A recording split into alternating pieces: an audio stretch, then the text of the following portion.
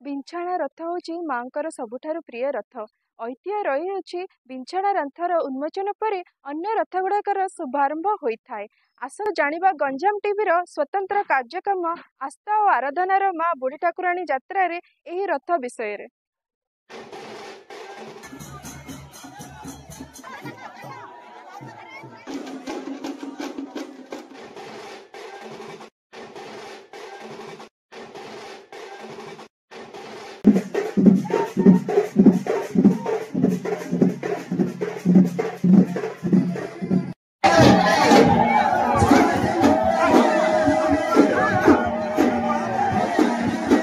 ବୁଢ଼ୀ ଠାକୁରାଣୀ ଯାତ୍ରାରେ ଅନ୍ୟ କିଛି ପରମ୍ପରା ମଧ୍ୟରେ ସ୍ୱତନ୍ତ୍ରତା ରହିଛି ବିଛଣା ରଥ, ଯାହା ମା ସାଆନ୍ତାଣୀଙ୍କ ପ୍ରିୟ ରଥ ବୋଲି କୁହାଯାଇଥାଏ।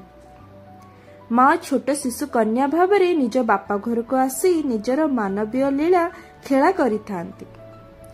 ତେଣୁ ମାଙ୍କ ଆଗମନକୁ ନେଇ ଧରାପୃଷ୍ଠକୁ ସତେ ଯେପରି ଭଗବାନ ଓହ୍ଲେଇ ଆସିଥାନ୍ତି। ସେପଟେ ଏହି ରଥରେ ମୁଖ୍ୟତଃ ଶିଶୁମାନେ କୃଷ୍ଣ ଓ ରାଧା ବେଶରେ ସଜ୍ଜିତ ହୋଇ ବସି ପରିକ୍ରମା କରିଥିବା ଯୋଗୁଁ ମାଙ୍କର ଏହା ଅତ୍ୟନ୍ତ ପ୍ରିୟ ରଥ ହୋଇଥାଏ। ତେଣୁ ମା ଆସି ରଥର ଚତୁଃପାର୍ଶ୍ୱରେ ପରିକ୍ରମା କରିବା ସହିତ କିଛି ସମୟ ଉପସ୍ଥିତ ରହି ଫେରିଥାନ୍ତି। ବିଛଣା ରଥ ଭଳି ଦୋଳି ରଥ ଏବଂ ବୋଇତ ରଥ ମଧ୍ୟ ମାଙ୍କର ଅତି ପ୍ରିୟର ରଥ ବୋଲି ବିଶ୍ୱାସ ରହିଛି। ସେହିପରି କାଳୁପାତ୍ର ସାହିର ଜ୍ୱାଳାମୁଖୀ ଓ ଷଣ୍ଢ ମହାନ୍ତି ମନ୍ଦିର ଶିବାଗୁଡ଼ା କାଳୀ ରଥ ଦେଖିବାକୁ ମିଳିଥାଏ। ଜାଣନ୍ତୁ ବିଭିନ୍ନ ରଥର ମହତ୍ତ୍ୱ ବିଷୟରେ ସଂସ୍କୃତି ଗବେଷକ ଡକ୍ଟର ହୃଷିକେଶ ପାଣିଗ୍ରାହୀଙ୍କ ଠାରୁ।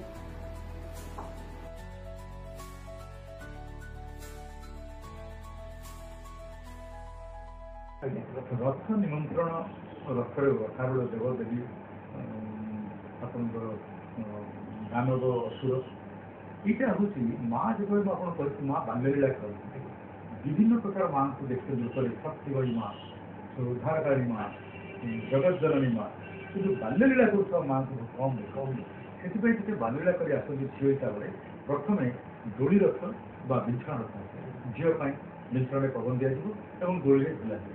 এই ରଥ ଆସିଲା ପରେ ଅନ୍ୟ ରଥମାନଙ୍କର ଉପସ୍ଥିତି ସେଠି ଯାଏ।